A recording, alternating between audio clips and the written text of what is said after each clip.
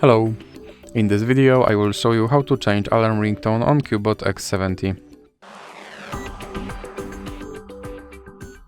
So you have to start with opening your clock application, then click on alarm, and now you can select an alarm. Now click on the ringtone icon, and here you can choose another ringtone from this list.